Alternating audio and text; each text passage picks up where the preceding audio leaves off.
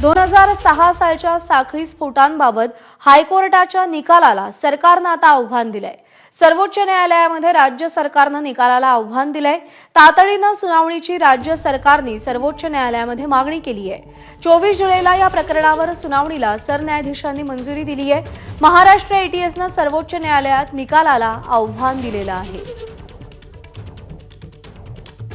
काल मुंबई हायकोर्टानं निर्वाळा देत सगळ्या आरोपींची निर्दोष मुक्तता केली। त्यापैकी काही आरोपी आज जेलमधून बाहेर देखील आले। या सगळ्याची राज्य सरकारनं गांभीर्यानं दखल घेत सुप्रीम कोर्टामध्ये आता धाव घेतलेली आहे आणि हायकोर्टाच्या निर्णयाचा फेरविचार व्हावा अशी मागणी सुप्रीम कोर्टामध्ये महाराष्ट्र एटीएसच्या वतीनं केलेली आहे।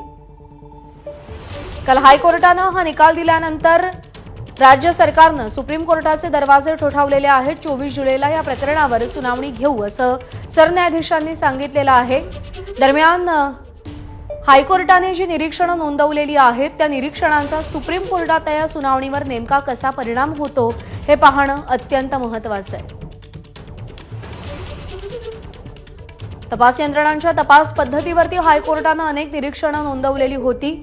30 निरीक्षणं जर सुप्रीम कोर्टात मांडली गेली तर त्याचा या संपूर्ण सुनावणीवर नेमका कसा परिणाम होणार हे पाहणं महत्त्वाचं आहे। महाराष्ट्र एटीएसनं सर्वोच्च न्यायालयात मुंबई हायकोर्टाच्या निकालाला आव्हान दिलेलं आहे।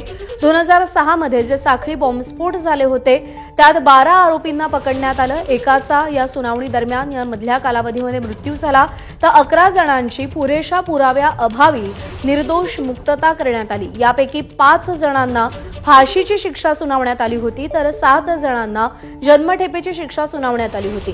फाशीची परवानगी द्यावी अशी मागणी करण्यासाठी राज्य सरकार हायकोर्टात गेलेलं होतं, पण हायकोर्टाचा निकाल हा काहीसा वेगळा ठरला, सगळ्यांना संभ्रमात टाकणारा ठरला।